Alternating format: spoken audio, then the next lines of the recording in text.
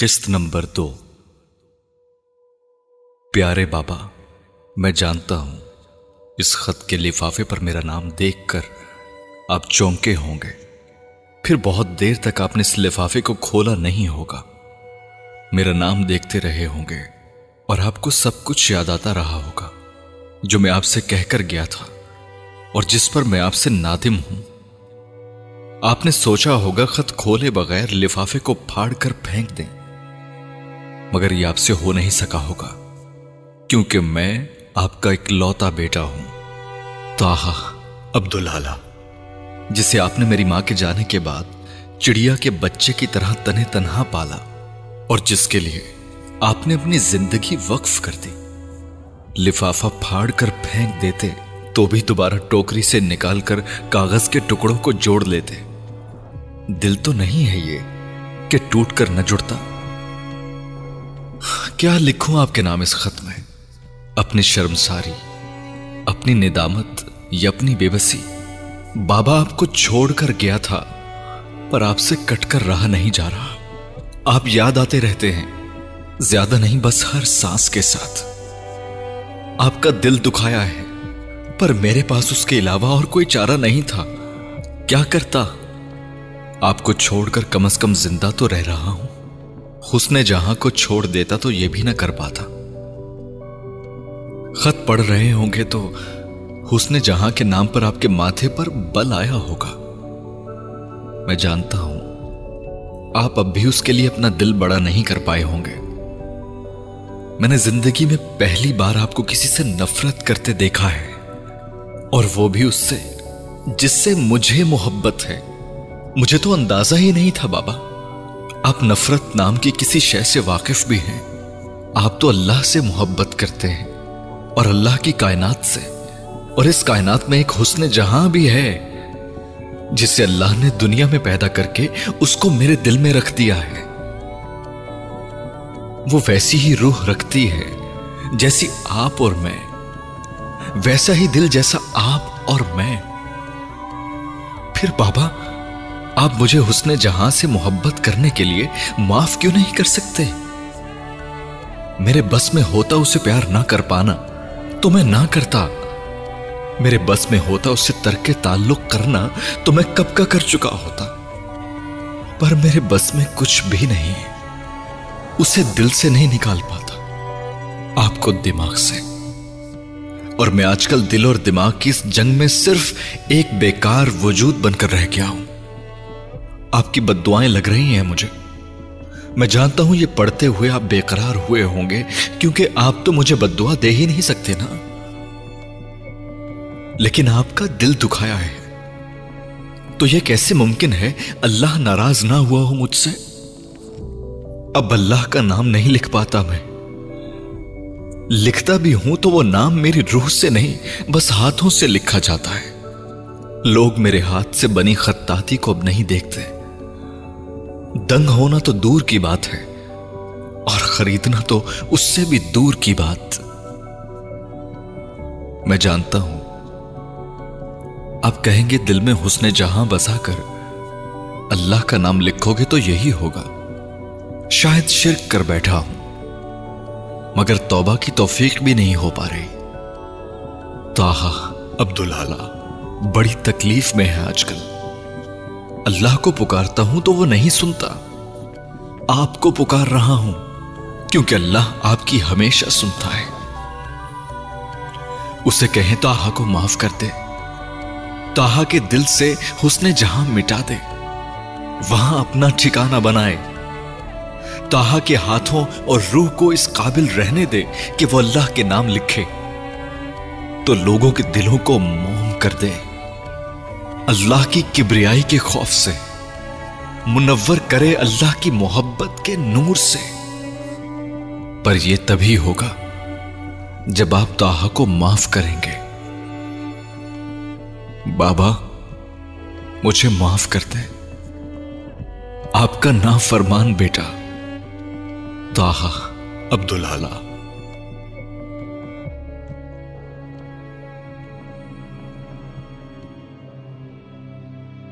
कल्ब मोमिन ने बेयकीनी के आलम में اپنی ماں کے ہاتھوں سے وہ لفافہ لیا تھا۔ اس پر اس کا نام لکھا تھا بے حد خوبصورت رسم الخط میں۔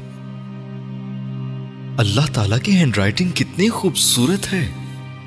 ایک لمحے کے لیے اس نے اس لفافے پر نظر ڈالتے ہوئے سوچا، پھر سر اٹھا کر اپنی ماں کو دیکھا جس کے ہاتھوں کی کپکپاہٹ اس نے لفافہ لیتے ہوئے نوٹس کی تھی۔ وہ سر تا پا لرز رہی تھی، اپنی مسکراہٹ کو ہونٹوں میں اور آنسوؤں کو آنکھوں میں چھپانے کی کوشش کرتے ہوئے اس کا چہرہ سرخ ہو رہا تھا، یا شنگرفی یا گلابی، پتہ نہیں وہ کون سا رنگ تھا۔ کلر بیلٹ کے سارے رنگوں سے زبانی واقف ہونے کے باوجود مومن بوجھ نہیں سکا، مگر کم از کم وہ زرد رنگت نہیں تھی، وہ زرد رنگت جو وہ اپنے باپ کے جانے کے بعد اپنی ماں کے چہرے پر دیکھنے کا عادی ہو گیا تھا۔ وہ ایک خوبصورت سرخ گلاب کی طرح کھل اٹھی تھی، یا شاید جی اٹھی تھی۔ وہ ماں کو مبہوت دیکھتا رہا۔ تم خط نہیں پڑھو گے؟ اس کی ماں نے جیسے اسے یاد دلایا۔ ہاں، مگر اسے کھولا کس نے؟ اس نے یکدم لفافہ پلٹا اور اس کا اٹھا ہوا فلیپ دیکھا۔ میں نے، کچھ مجرمانہ سے انداز میں اس کی ماں نے کہا۔ وہ راز جو اس کے اور اللہ کے درمیان تھا وہ اس کی ماں بھی جان گئی تھی، اور یہ بات اس وقت مومن کو اچھی نہیں لگی تھی۔ وہ چپ چاپ خط لیے اندر آ گیا تھا۔ میرے پیارے قلب مومن، تمہارے سارے خط اللہ تک پہنچ گئے ہیں اور انہوں نے پڑھ بھی لیے ہیں۔ وہ تمہیں خود ان سب کا جواب بھیجنا چاہتے تھے، لیکن پھر انہوں نے سوچا وہ تمہارا جواب میرے ذریعے تم تک پہنچا دیں۔ میں 15 تاریخ کو آ رہا ہوں تمہاری سب باتوں کا جواب لے کر۔ تمہارا دادا عبداللہ۔ جس بے قراری اور بے چینی سے اس نے لفافہ کھول کر خط پڑھنا شروع کیا تھا، اس بے قراری کے ساتھ ہی اس نے خط ختم کیا تھا، بے حد مایوسی کے ساتھ۔ تو یہ خط اللہ تعالیٰ نے لکھ کر نہیں بھیجا؟ اس نے عجیب مایوسی سے سوچا۔ پر دادا یہاں کیوں آ رہے ہیں؟ اس کے ذہن میں اگلا سوال ابھرا تھا، مگر اس سے بھی بڑا سوال یہ تھا کہ دادا کو یہ کیسے پتا چلا تھا کہ وہ اللہ تعالیٰ کو خط بھیج رہا تھا، اور دادا کو کیوں اس کے خطوط کا جواب دینے کے لیے اللہ نے چنا؟ کیا وہ بھی اللہ کے پاس رہتے تھے؟ سوالات کا انبار تھا جس نے اس پر اس کے ذہن کا گہراؤ کیا ہوا تھا۔ مومن، وہ اپنی ماں کی آواز پر بے اختیار پلٹا۔ وہ پتہ نہیں کب اس کے پیچھے کمرے میں آ گئی تھی۔ اللہ تعالیٰ نے خود خط کیوں نہیں لکھا مجھے؟ اس نے ماں کو دیکھتے ہوئے بے ساختہ کہا۔ خود نہیں لکھتے، وہ ان کے پاس بہت سارے لوگ ہوتے ہیں کام کرنے کے لیے۔ انہوں نے کسی کو کہہ دیا ہوگا کام کرنے کے لیے۔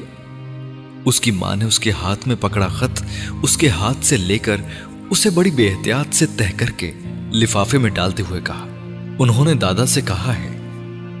مومن کو لگا جیسے اس کی ماں نے خط دھیان سے نہیں پڑھا تھا۔ ہاں میں جانتی ہوں، مدھم آواز اسے سنائی دی تھی۔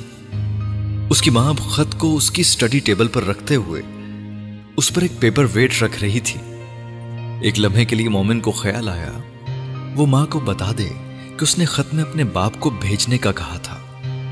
ایک لمحے کے لیے ہی وہ جھجکا تھا اور پھر اس نے ماں سے کہہ دیا، لیکن میں نے تو بابا کو بلایا تھا، دادا کو تو نہیں بلایا تھا۔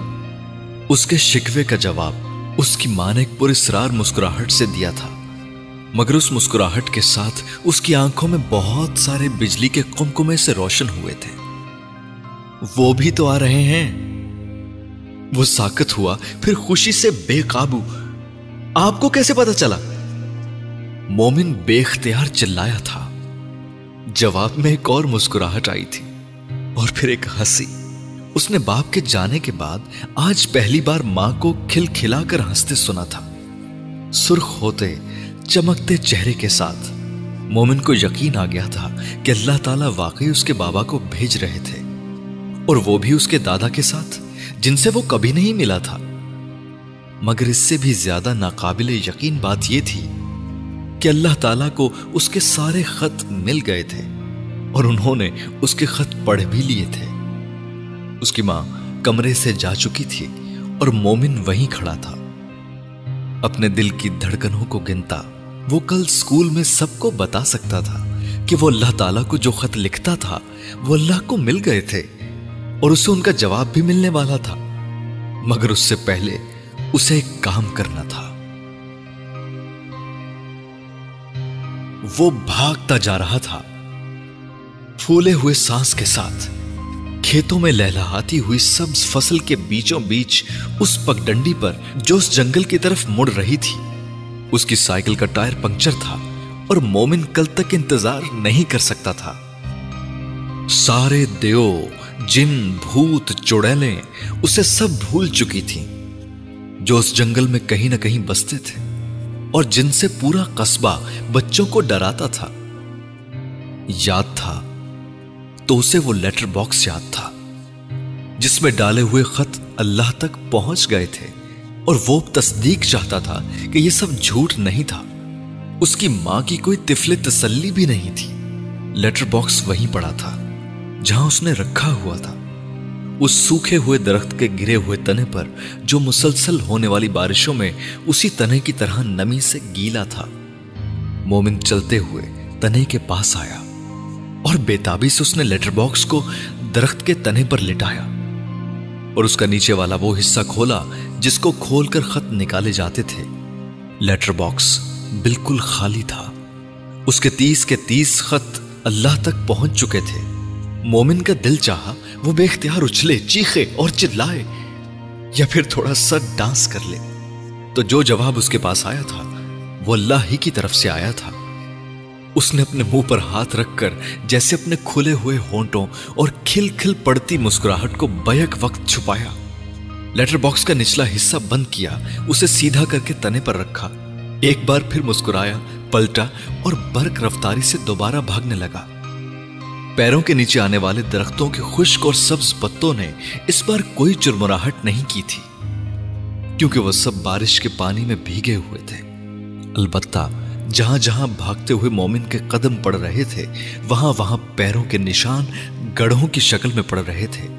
कुछ छींटे उड़कर उसकी ट्राउजर पर भी लग रहे थे, पर कल्बे मोमिन को उस वक्त किसी चीज की परवाह नहीं थी, न कीचड़ की, न जंगल के वीराने की, न ही उस बात की कि उसे वहां से भागते हुए एक लंबा फासला तय करके वापस घर पहुंचना था, अपनी मां के पास, हुस्ने जहां के पास। ज्वेलरी के उस खुले हुए डब्बे के अंदर कुछ भी नहीं था।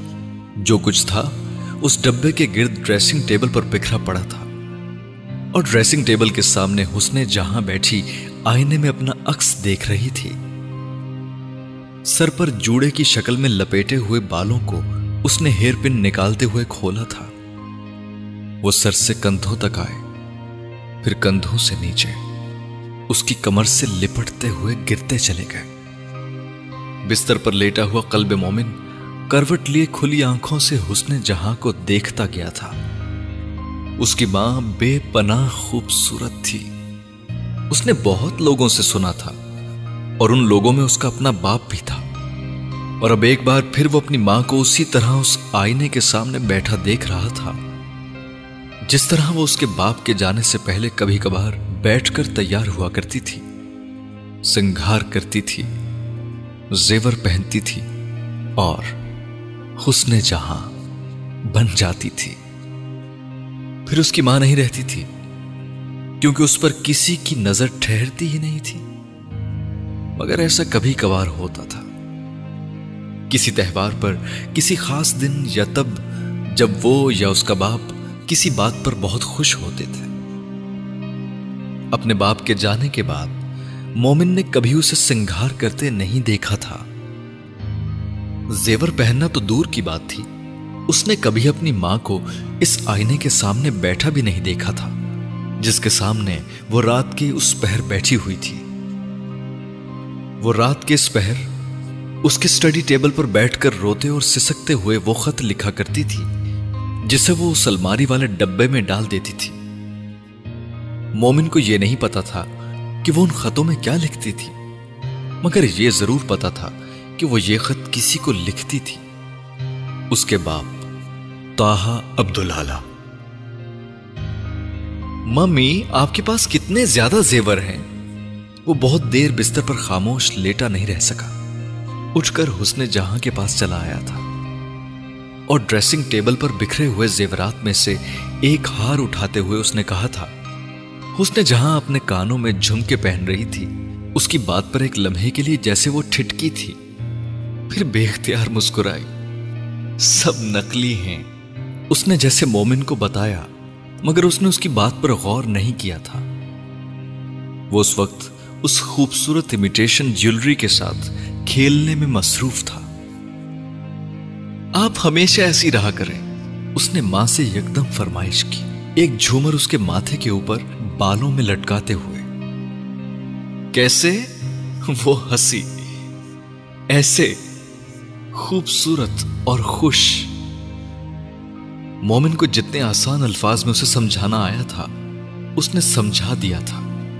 उसकी मां ने अजीब सी नजरों से उसे देखा, यूं जैसे हैरान हुई हो कि वो कैसे जानता था कि वो खुश नहीं थी। माओं को गलत फहमी होती है कि सिर्फ वही औलाद का चेहरा पढ़ सकती हैं। उन्हें यह अंदाजा नहीं होता उनकी औलाद भी उनका चेहरा वैसे ही पढ़ सकती है।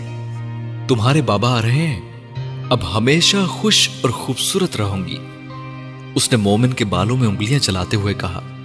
मैंने बुलाया है, इसलिए आ रहे हैं। मोमिन जताए बगैर नहीं रह सका। हां, जानती हूं, तुम्हारे बुलाने पर ही आ रहे हैं, मेरे बुलाने पर तो कभी नहीं आते। वो बच्चा था, फिर भी मां के लहजे में छलकती उदासी महसूस किए बगैर नहीं रह सका। बाबा गए क्यों थे? वो सवाल कल्बे मोमिन ने पहली बार नहीं किया था, हर रोज करता था। मुझसे एक गलती हो गई थी, जवाब वही आया था जो 1.5 साल से आ रहा था। तो आप माफी मांग लेती। वो हल भी मोमिन 1.5 साल से उसके सामने रख रहा था, ये जाने बगैर कि माफी मांगना एक बात थी, मिलना दूसरी। मांगी थी, उसकी आवाज भर आई और उसने मोमिन से नजरें चुरा ली। मोमिन मां का लहजा ब्रेल की तरह पड़ता था। मैं बाबा से कहूंगा आपको माफ कर दें। यह वादा भी पुराना था और मरहम भी। वो हुस्ने जहां के बालों को अब अपनी उंगलियों के गिर्द लपेट रहा था, जैसे मशहूर मदहोश होने वाले अंदाज में, जैसे जादू टोना कर रहा हो। बाबा आएंगे तो आप सफेद गुलाब लगाएंगे ना? उसने जैसे मां को याद दिलाया। सफेद गुलाब तो तुम्हारे बाबा लाते थे मेरे लिए, वो लाएंगे तो लगा लूंगी। हुस्ने जहां को पता नहीं क्या याद आया। मैं ला दूंगा आपको, उसने बेहद पुरजोश अंदाज में मां को अपनी खिदमत पेश की। तुम कहां से लाओगे? वो हंसी। कहीं से भी तोड़कर। वो सोच में पड़ा। ये गुलाब का मौसम नहीं है, हुस्ने जहां ने उसे याद दिलाया। मैं आपके लिए कहीं से भी ले आऊंगा। वो हंसती और हंसती ही चली गई। ऐसा वादा तो कभी ताहा ने भी नहीं किया था। उसकी हंसी उसके आंसू साथ लेकर आई थी, पुरानी सहेली की तरह। मोमिन ने मां की खूबसूरत आंखों को हमेशा की तरह पानी से भरते देखा। मम्मी, मुझे आप रोते हुए अच्छी नहीं लगती, उसने जैसे बेकरार होकर मां से कहा। ताहा भी यही कहता था। वो हमेशा हर बात में उसे ताहा की याद दिलाता था। हुस्ने जहां ने उल्टे हाथ से आंसू रगड़े थे, आंखें खुश करने की कोशिश करते हुए, फिर उसे देखकर मुस्कुराई, यूं जैसे उसे खुश करना चाहती हो।